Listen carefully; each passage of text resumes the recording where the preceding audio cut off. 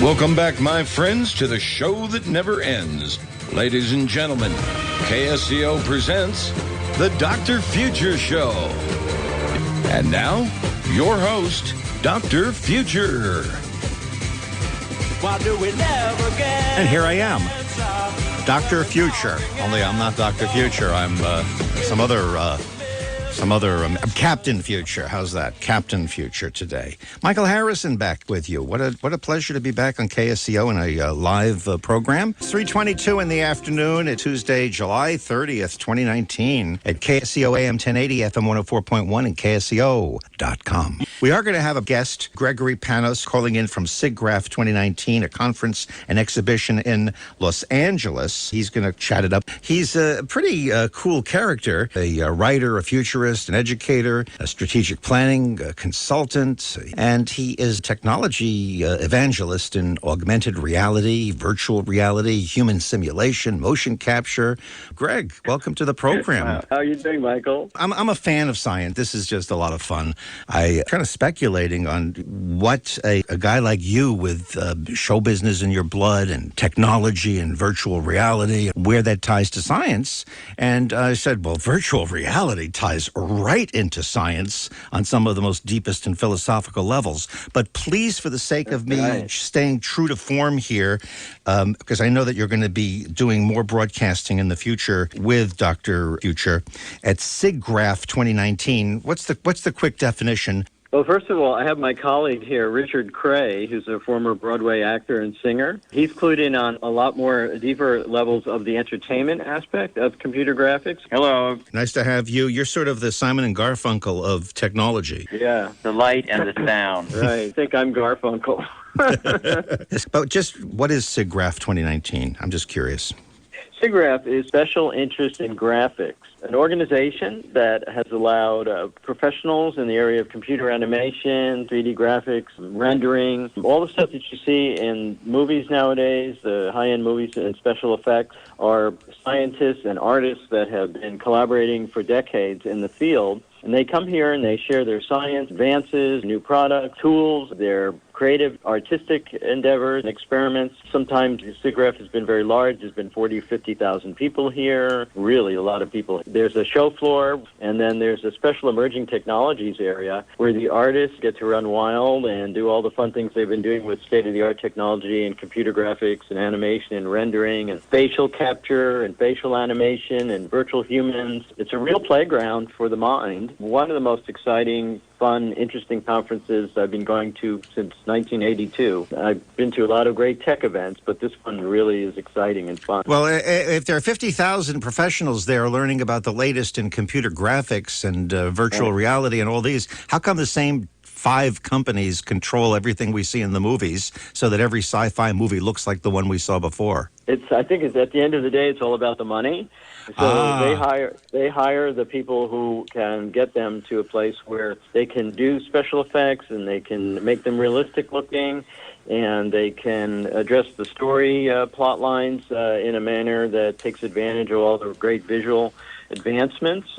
And so the key scientists in the field end up working for entertainment companies that are willing to invest and keep them working and putting labs together and teams to do development. And at Siggraph, it's a chance for them to publish their scientific papers. Now, other conferences, they show up the material. You know, a lot of the great new movies now, they use a lot of special effects. The studios really work hard, try not to talk about the special effects. They just want it to be real or seem real and have people enjoy it and not have their head explode trying to figure out how to build a 3D model and render it and light it in a photorealistic scenario. I get the feeling that with the advent of computer graphics being part of entertainment, that we're not that far away from being able to see a brand new movie or hear a brand new album by, say, Clark Gable or the Beatles, that Clark Gable or the Beatles never ever had any part of whatsoever, and yet it would sound or look exactly like them singing or performing in this new paradigm. Am I out to lunch, or is this in fact something that's within our grasp? No, that's happening. That's happening augmented reality is being used to create theater. Yesterday we met some young folks at NYU that created an experience called Mary and the Monster, which was a augmented presentation of Mary Shelley's inspiration for Frankenstein. We sat around a large table with Magic Leap AR glasses on, looking at a table, and on the table we could see Mary Shelley, Lord Byron, Percy Shelley, acting out the scene, the inspiration for her novel Frankenstein, and then continued on into seeing the Frankenstein monster and the lightning. It's alive! And it's three-dimensional space as opposed to being on a two-dimensional screen relying on your own brain to put the other dimension in. You're like watching it. It's like theater in the round. We were looking at a theatrical setting with the sets and everything, special effects on a table right in front of us. Like a diorama. Mm-hmm. That's what I was saying. It was like a hologram. But the point is you're seeing it in three-dimensional space. People don't realize when you're watching television or you're watching a film, you're watching a two-dimensional depiction of a three-dimensional reality, and we accept it. But it really is two-dimensional. We have the lines of perspective that help our brain fill in the gap. Hey, I would be derelict in my duty if I didn't take advantage of a couple of guys like you being here now to ask you one of the big questions that's floating around out there on the fringes of science, and that is whether or not we live in a pixelated universe. If in fact you're laughing already, a pixelated universe, and is it possible that we are living in a simulation? There's been a lot of theorizing about it. It was interesting what you asked before about Clark Gable being resurrected. There's a long history of virtual humans and virtual human simulation and virtual actors. Virtual celebrities. Actors. Cyber personas. I mean, there's so many different names. Of course, the one name that has caught on culturally is avatar. So you can have an avatar. It doesn't necessarily have to look like you. A photorealistic avatar, I came up with a name called a persona form. So that would be one that actually looks and acts like you, and it wouldn't be embodied as a dog or a cat or a manji character or anything like that. And all the scientists who are the real world leading experts are here in Siggraph talking about the next photorealistic character they just created. The work is so amazing. If you can perform a virtual character that's photorealistic in real time today. In the past, it took millions of dollars worth of equipment. Nowadays, maybe with $10,000 system, you can do it and do a whole television show live. So maybe there's a virtual character in your future, Michael. Yeah, but why have you guys sidestepped the question? Is it a question that you would be embarrassed to answer because on your level of science it's considered silly, or it's so controversial you don't want to destroy your careers?